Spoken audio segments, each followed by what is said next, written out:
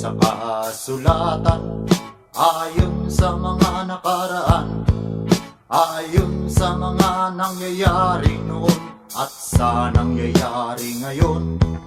Tayong mga Pilipino raw ay may ugaling magnanakaw, mula pa nung unang panahon hanggang sa kasalukuyan.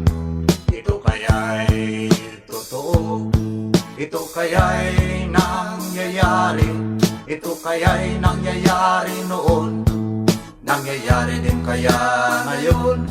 Ito kaya'y dahil na rin sa ating katamaran, hindi tapat sa gawain at sa iba'y nakikinabang.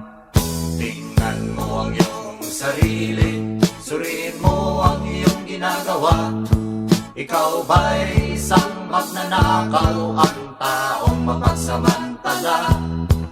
Hindi nagpapapawis, hindi lumuluha, ginagamit ang galing sa hindi tamang gawa.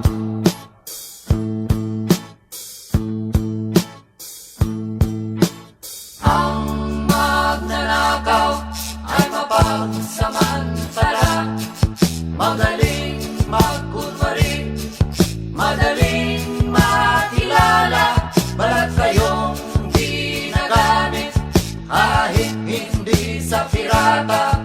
Magnanakaw pa rin ang nakikita sa kanya.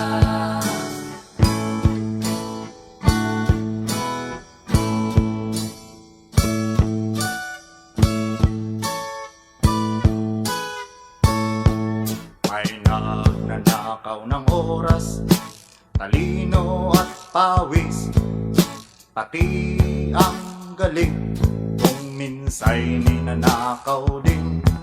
Ano kaya ang dapat gawin? Ngayong alam na natin, dahil na rin ba sa katamaran, hahayaan na lang ba natin? Tingnan mo ang iyong sarili, suriin mo ang iyong ginagawa. Ikaw ba'y isang magnanakaw, ang taong mapagsamantala? Hindi nagpapapawis, hindi lumuluha, magnanakaw ng oras, galing at pawis ng iba.